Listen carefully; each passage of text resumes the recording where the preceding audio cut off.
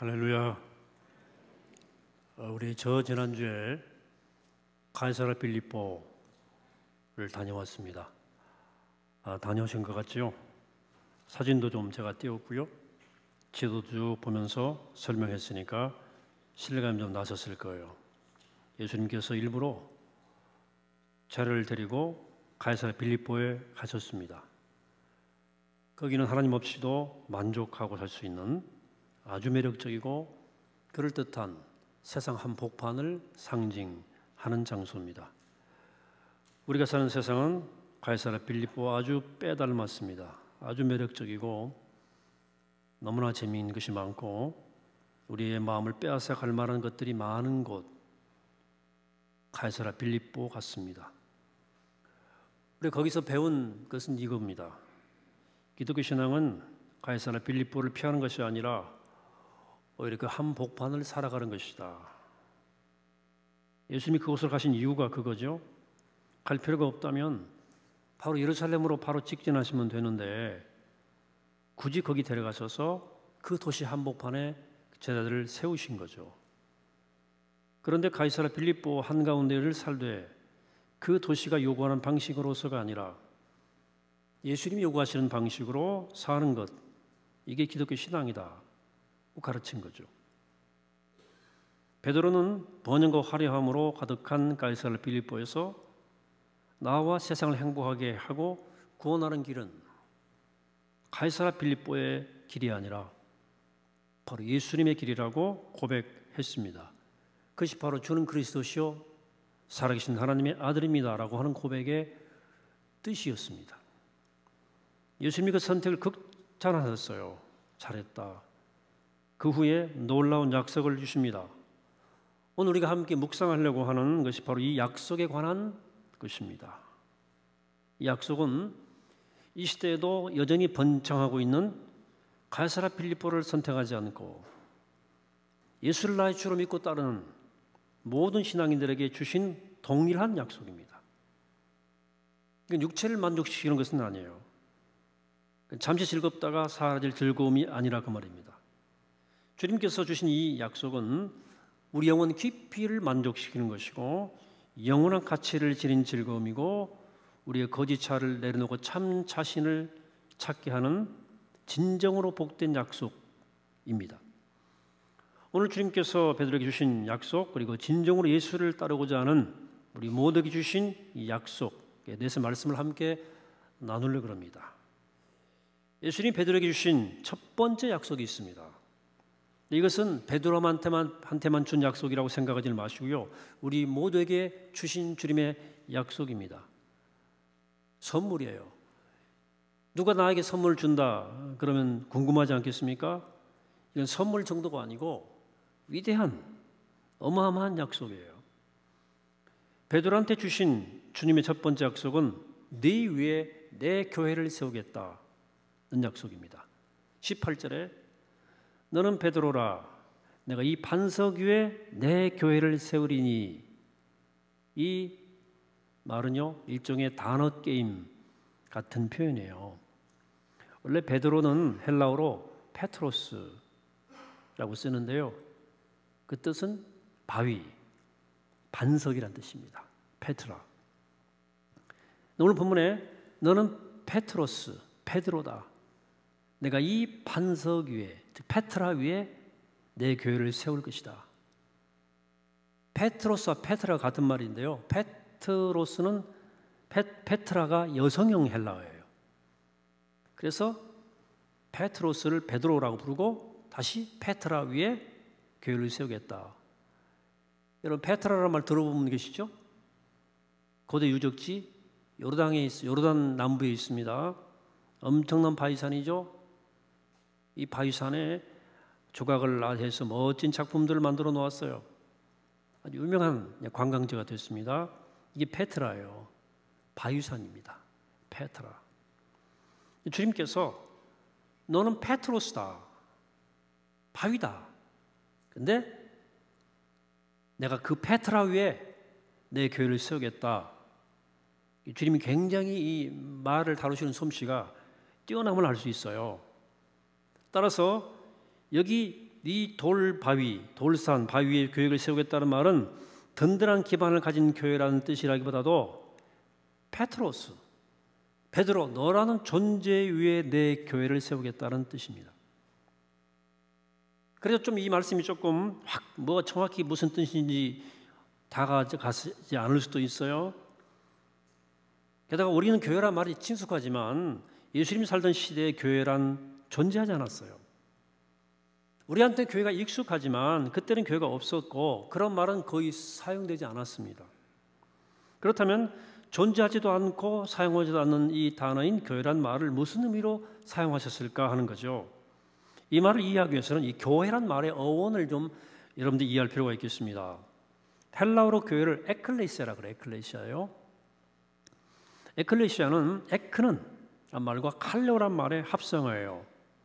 에크는 무엇으로부터 불러내다 라는 뜻입니다. 일종의 으로부터 전치사예요.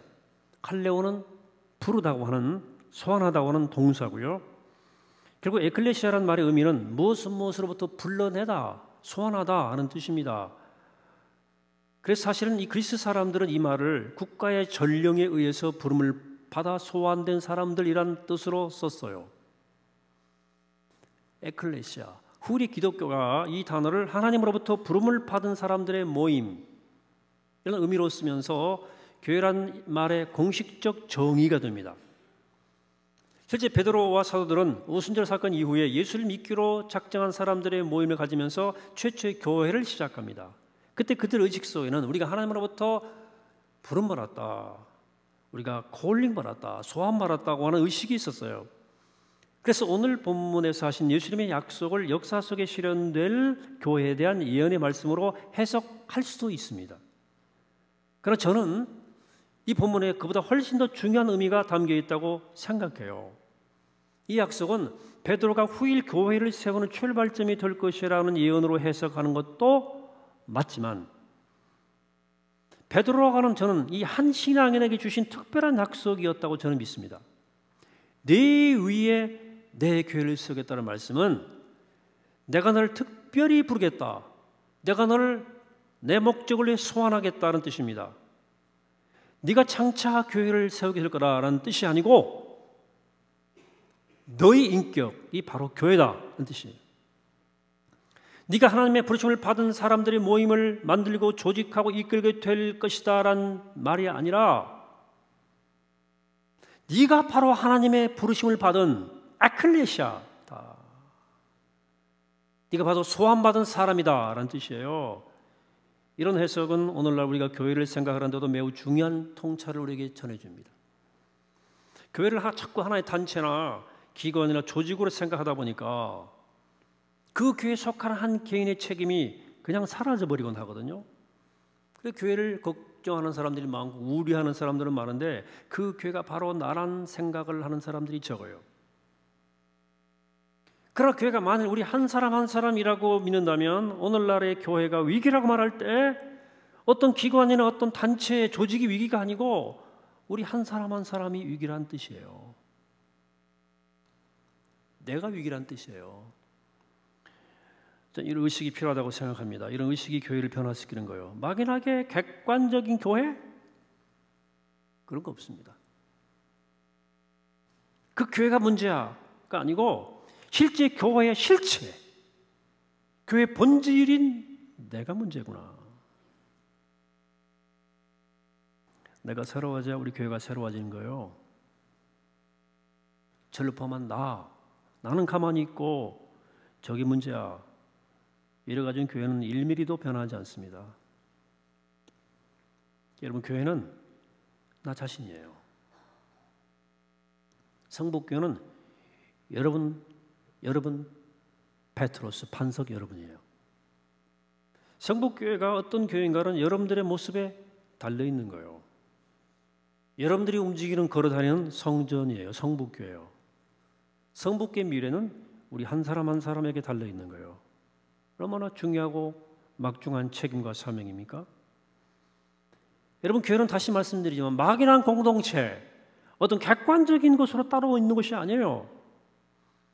그래서 주님은 우리가 가이사라 빌립보의 삶이 아닌 예수 그리스도의 삶을 따르기로 결단하면 우리에게 분명히 이렇게 말씀할 거예요. 내가 세상에 많은 사람 중에 너를 불렀다. 이제부터는 네가 교회다. 너를 통해 사람들이 나를 만날 거야. 너는 이제 나의 특별한 사람이야. 그게 바로 너다. 이게 베드로다. 너는 베드로라. 너는 페트로스다. 내가 너 위에, 페트라 위에 내 교회를 세우겠다 하는 뜻이에요.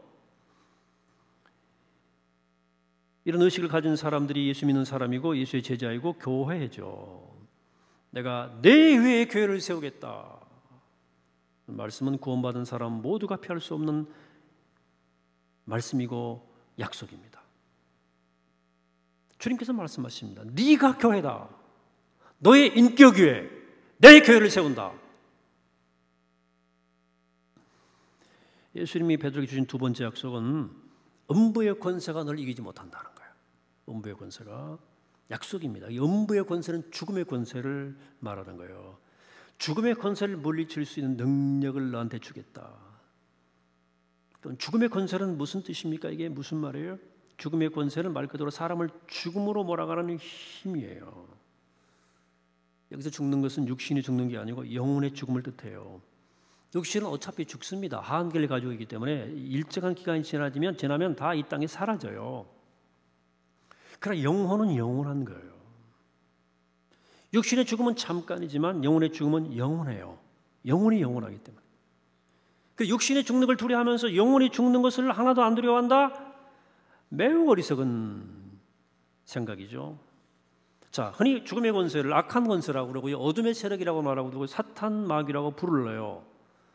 근데 이것이 우리가 대중매체에서 이렇게 뭐 말하고 보여준 것처럼 무슨 뭐 귀신, 뭐 형체를 가진 뭐 귀신 유령 같은 것이 아니에요. 여러분, 그 이미지일 뿐이에요.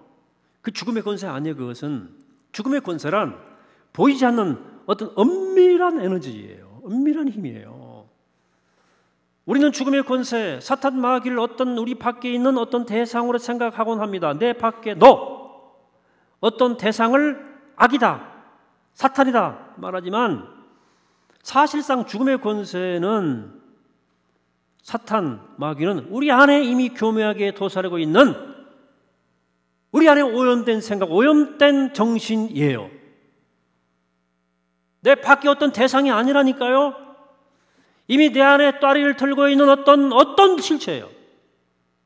이걸 알아야 사탄 마귀가 뿔 달린 어떤 존재를 생각하지 않을 수 있는 의식이 생길 수 있어요. 우리가 싸워야 할 대상은 눈에 보이지 않습니다. 그리고 나 자신일 때가 훨씬 많아요.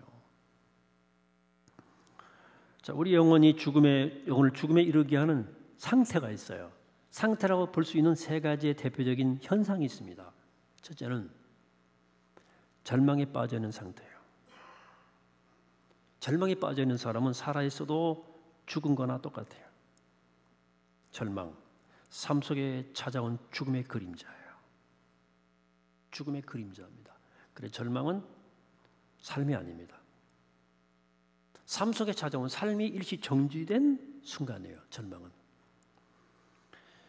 여러분, 케이케고로란 철학자, 실존주의 철학자, 실존주의가 대부분이 무신론인데 이분이 신학자예요. 신앙, 아주 훌륭한 신앙이에요.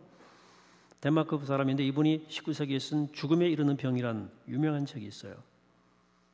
책 제목은 들어봤을 거예요. 이름은 들어봤을 거예요. 이 케이케고로. 근데 책 읽은 분들은 별로 없더라고. 이 책 꼭 읽어볼 만한 굉장히 중요한 책입니다. 그런 단언하기를 사람을 죽음에 이르게 하는 것은 절망이라고 그랬어요.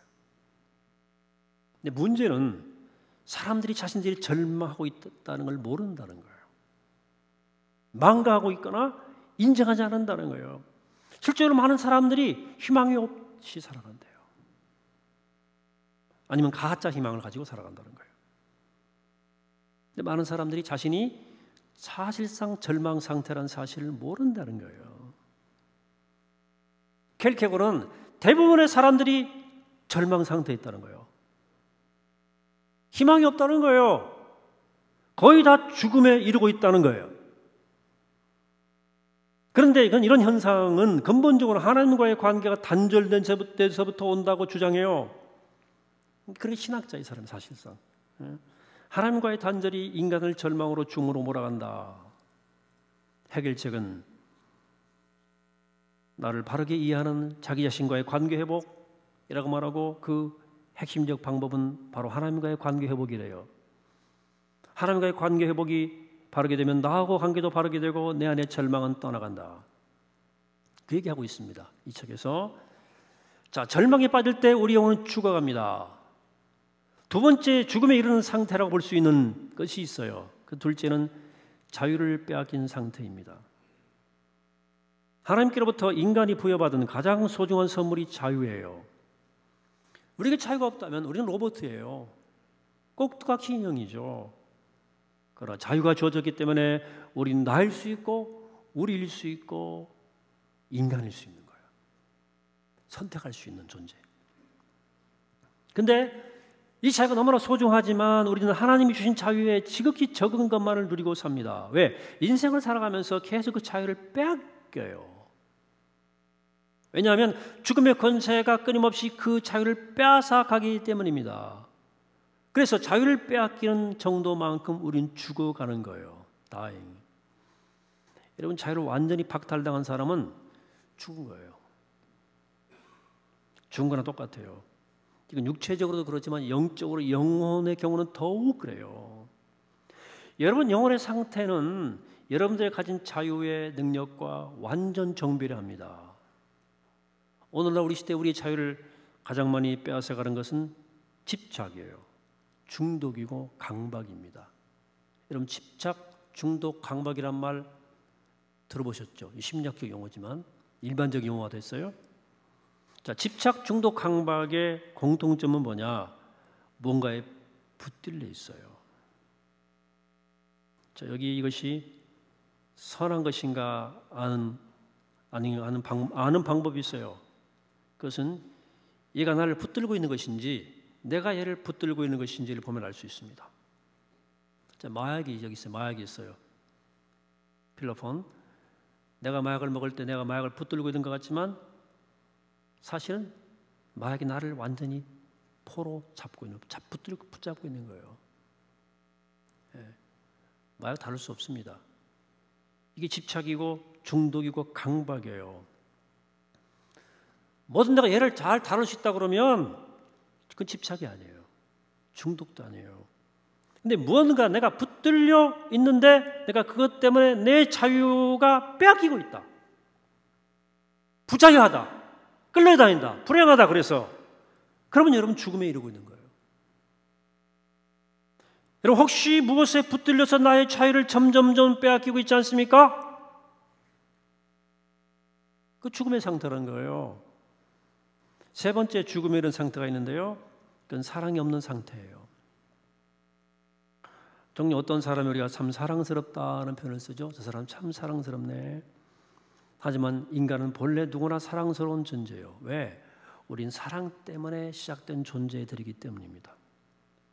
하나님의 사랑이라는 영적 기원이 있을 뿐 아니라 한 남자와 한 여자였던 우리 부모님의 사랑이 빚어낸 결과물이 우리이기 때문입니다. 우발적 탄생도 있는데요. 그 사랑이란 본능으로 다 생긴 거예요. 우리 모두는 사랑으로 인해 태어난 존재들입니다. 그리고 우리는 사랑스러운 존재고 사랑으로부터 비롯된 존재입니다. 나라고 하는 존재의 근원은 사랑이에요. 그래서 우리 모두 다 사랑스러운 거예요. 옆 사람에게 한번 보세요. 이렇게. 옆 사람을 보세요. 이렇게 돌아보세요. 사랑스러운 눈으로 보세요. 네? 네? 사랑스럽지 않습니까? 안 상스러우면 그 비정상입니다. 사랑스러워야 정상이에요. 난 여러분들 너무 성가대 찬양을 들으니까 너무 사랑스러운 거야. 얼굴이 이뻐서가 아니고 여러분 자체가 사랑스러운 거예요. 여러분들 정말 사랑스럽습니다. 여러분 제가 볼 때. 근데 죽음의 세력은 추도면밀하게 우리 사람으로부터 이 사랑을 빼앗아가요. 치밀합니다.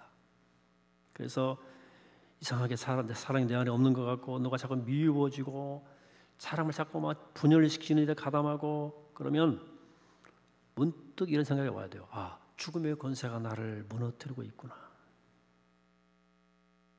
깨닫게 되기를 바랍니다.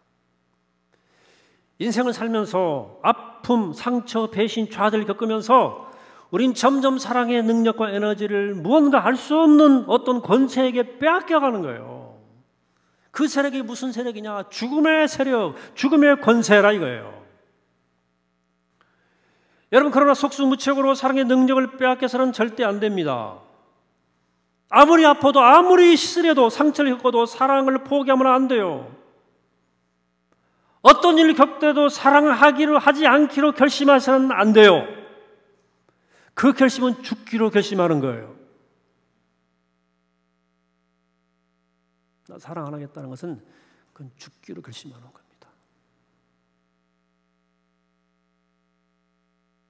이런 거 경험하지 않았어요? 사랑하지 않으면 내 영혼은 죽어가는 거예요. 생각과 견해가 다르다고 막 사랑하지 않고 심지어는 막 느낌이 안 좋대 그 인간은. 그렇듯 않다고 사랑하지 않고 인종이 다르고 피부색이 다르다고 사랑하지 않고 심지어 가족끼리도 사랑하지 않고 가까이 지는 사람끼리도 사랑하지 않고 한 공동체 안에서 함께 생활하면서도 사랑하지 않는다면 죽음의 권세가 이미 여러분들을 지배하는 거예요. 죽음의 권세가 크게 성공하는 중이에요. 또 내 영혼은 심각하게 지금 죽어가고 있습니다. 자, 우리 영혼을 죽음에 이르게 하는 이 죽음의 권세, 그것을 어떻게 처리하면 좋을까요? 그 죽음의 권세를 물리칠 능력이 필요하겠죠. 우리는 베드로가 그 능력을 받았다는 사실을 알고 있습니다. 주님 말씀했거든요. 죽음의 권세가 너를 이기지 못할 것이다. 앞으로. 약속이에요. 그렇다면 우리도 눈치를 채야죠. 아, 나도 베드로 같은 결단 고백이 필요하겠다. 주님을 가이사라 빌립보가 유혹하는 그 삶의 방식으로 주님을 더 이상 따르지 않고 예수 그리스도를 살아계신 하나님의 아들로 나와 세상을 구원할 구원자로 참 그리스도로 믿고 주님을 신실하게 따르는 거예요. 그러면 우리에게도 주님께서 동일한 약속을 주실 겁니다. 어떻게? 음부의 권세가 죽음의 권세가 너를 이기지 못할 것이다. 내가 다시 한번 할 때 아멘 하세요. 죽음의 권세가 너를 이기지 못할 것이다.